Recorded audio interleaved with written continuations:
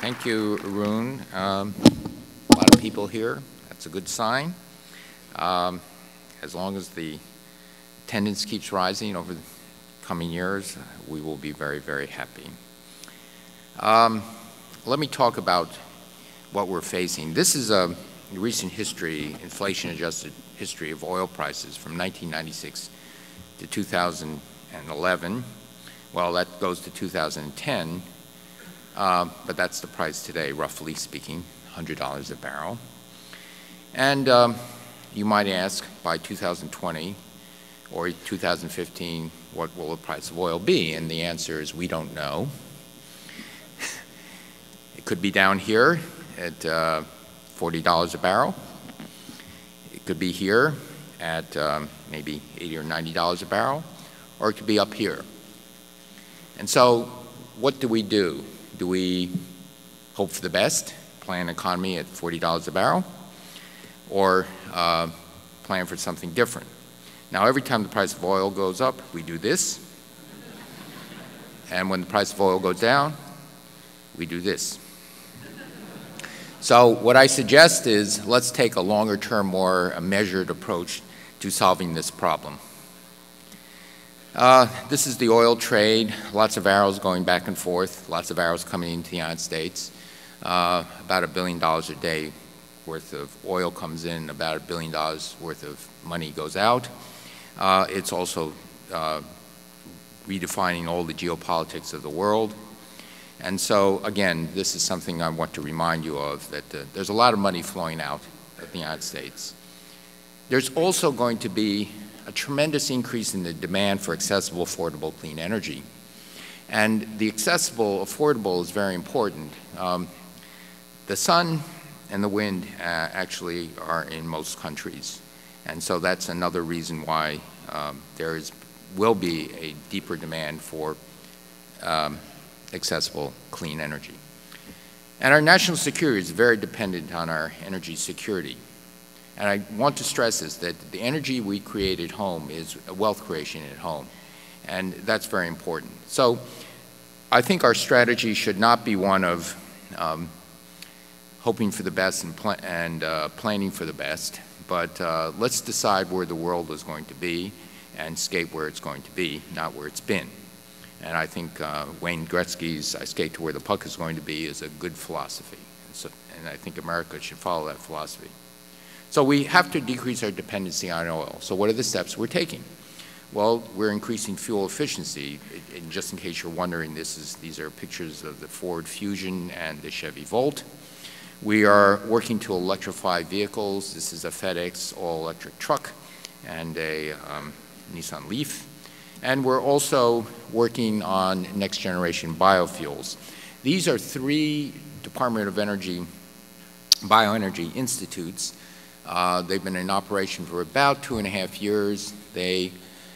Maybe 3 years, creating a bevy of patents already, spin-offs going to companies.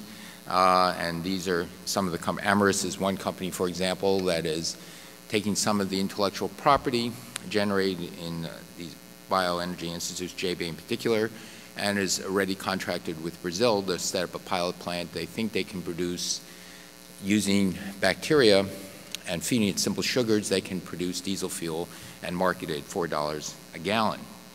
So this is going to be testing whether this is commercially viable.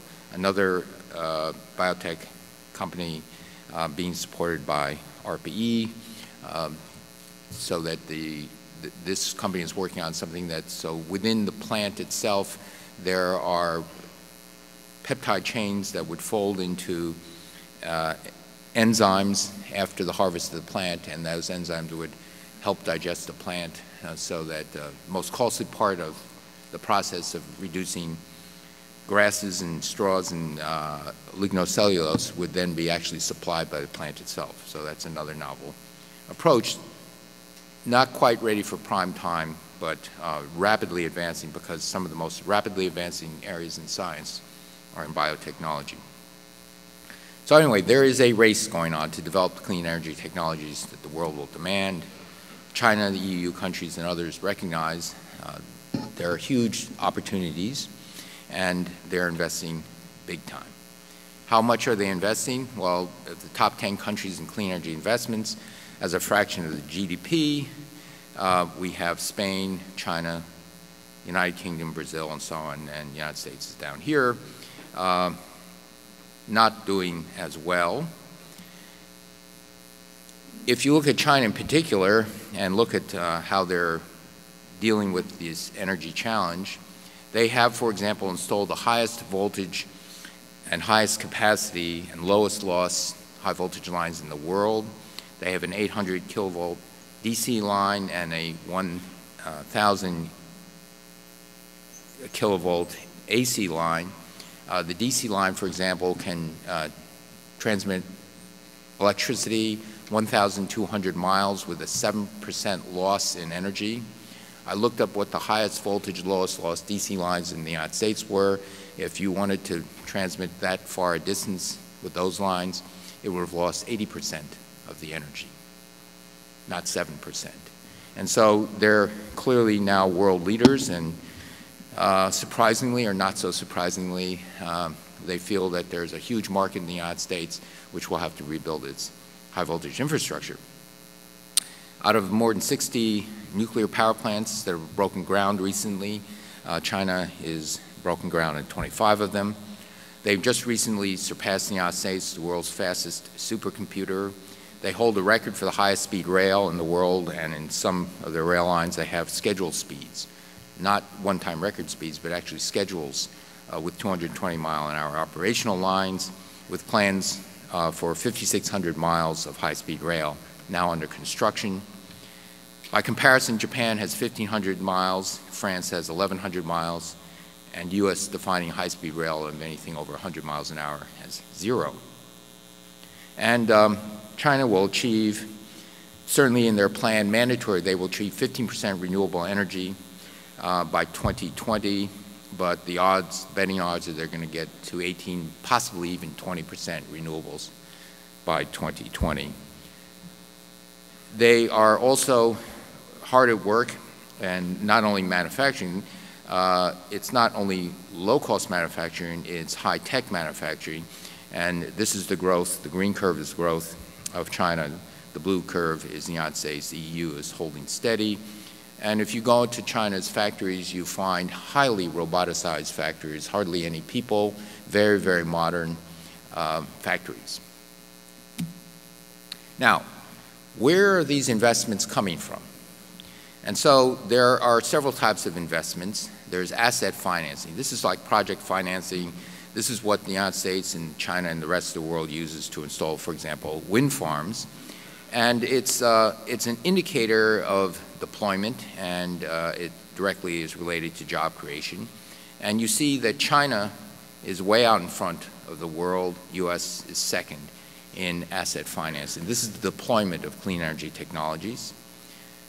There's public market financing. This is essentially selling stocks, and again, China is in the lead, although not as much in the lead as the United States, followed by the rest of the EU countries.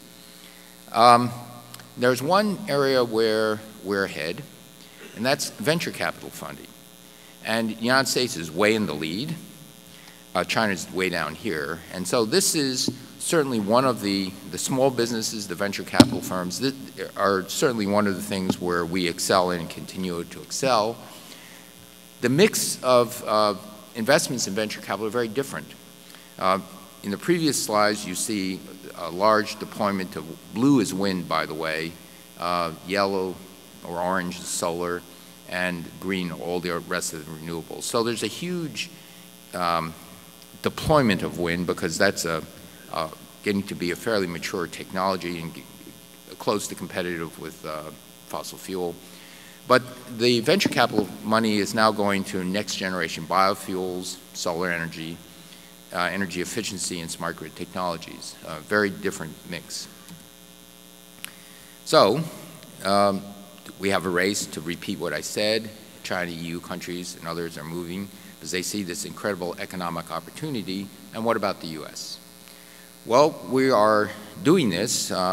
We've recognized that to create jobs and strengthen the security and win the clean energy race, we do also need long-range policy, sustained commitments to support energy innovation.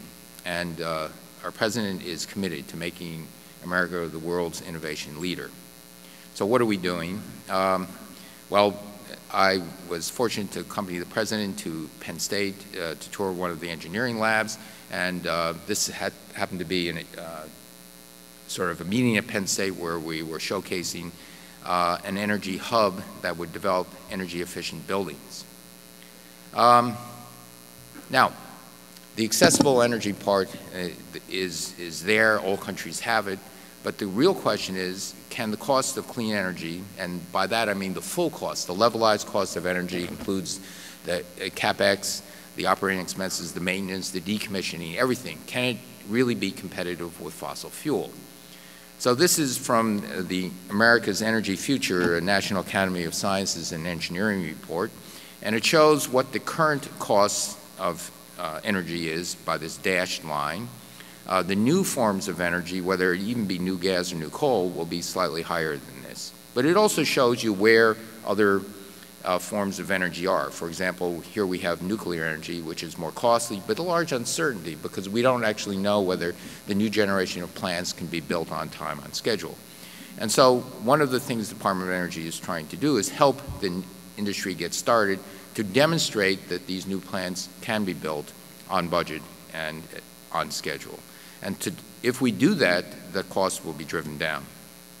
There's a tremendous amount of headroom, that is to say, room for technological improvement in solar photovoltaics and possibly solar, concentrated solar power, thermal power. Coal CCS will never be, coal with carbon capture and sequestration will never be as cheap as without it, but this is coal and fossil fuel plants, gas plants with carbon capture will be a higher form of energy because it's really energy on demand, and so one has to fold that in. But the point here is that we believe in the Department of Energy, and we look very carefully at the roadmaps of some of these technologies, and we believe in certain instances they can be competitive with fossil fuel. Whether it's 10 years from today or 15 years from today is the issue, but that is what's really driving this. If you get renewables that are actually cost competitive with fossil fuel, then it's a very, very different world. And so federal support of research and development is critical. And let me give you one example. We've had some support of advanced batteries. The Department of Energy supported research that led to the invention of the lithium-ion battery by a fellow named John Goodenough, who got one of the most prestigious science awards in the US, the so-called Enrico Fermi Award. That was invented by an American, but it soon migrated over to Asia, to Japan in particular, and it was Sony that developed the commercial lithium-ion battery. Now there's a competition between Japan and Korea. However, just because we lost the lead doesn't mean we can't get it back.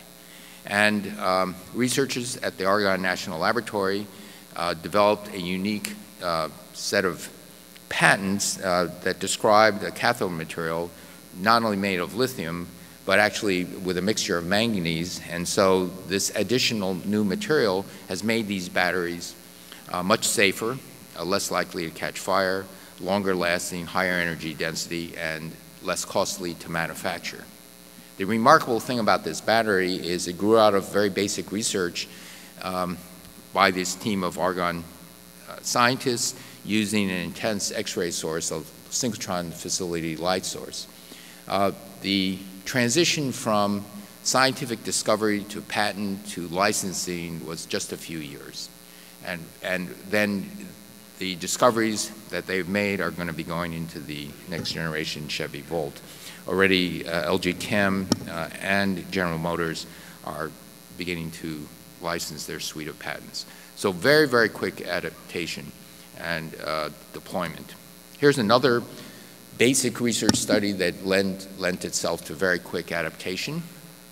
We have tremendously high-performing supercomputers in the Department of Energy, and BMI Corporation is using these supercomputers to look at the airflows around big, long-haul, 18-wheeler trucks. And by using these aerodynamic simulations, they can actually reduce the wind resistance on these trucks. And BMI, and they found that if you actually modified the undercarriage slightly, you can achieve savings, fuel savings between 7 and 12% per truck. And if this was installed on all long-haul trucks, we're talking about 1.5 billion gallons of diesel fuel a year that are saved. And if you recall how rapidly the streamlining on the upper part of the truck went into place as soon as this was noted, just a few years, we will expect that there will be a very rapid deployment on the undercarriage as well. ARPA-e is also funding some cutting-edge research. In carbon capture and sequestration, we have an existence proof that there need not be a large energy penalty in capturing carbon dioxide, transporting it, and putting it somewhere else. You're doing this as I speak now, as you breathe, because after all, your cells are generating carbon dioxide from metabolism. Your blood is able to pick up that carbon dioxide, transport it to your lungs, you exhale, and the carbon dioxide is expelled. This is all done without any overt energy penalty. And so if we can then think of catalysts or enzymes that can actually capture the carbon dioxide and then with the change of pressure or something like that release it, this could be greatly decrease the energy costs of carbon capture. ARPA-e is also looking at a new approach to wind turbines. This funny thing is actually taking its lessons from modern turbine jet engines and in training flows with these jet engines, and in that sense it can actually become much more efficient than the turbines of today. Looking at a number of other things, building efficiency through innovative thermal devices, looking very closely at whether you can completely rewrite the book on air conditioning. This is the amount of energy per kilogram of cooling. Cooling is a strange thing. It's still described in tons. Just in case you've ever wondered, that's tons of ice. In the old days, you had a big block of ice and you blew air over it. So in any case, it's like horsepower, but never mind. What are they? Say the younger generation. Anyway, in any case, we could really rewrite the book, we think, in terms of air conditioning, which will be in high demand around the world. One other thing, we need some sort of guidance so that some sort of guidance that will guide the private sector in making investments. And in President Obama's State of the Union address, he said the clean energy breakthroughs will only translate into clean energy jobs if businesses know there will be a market for what they're selling. So in the State of the Union address, he proposed a clean energy standard. And what does a clean energy standard do? It says we can define clean energy as nuclear or sun or wind or hydro. Gas can count half clean because it's half the carbon emissions of coal. Coal with carbon capture and sequestration, if it captures 90% of the carbon, it counts 90% clean, and so on. So it doesn't actually say which technology will win, but it does guarantee a market for any clean energy technology. Today, using that accounting scheme, we're roughly 40% clean energy, and he has by 2035 to go to 80%. So it will give you a guaranteed market for clean energy. As long as you build something competitive, you have a market for it. That market means there's investment certainty, and so companies can go to people who can loan them money and say, well, we can sell this for sure.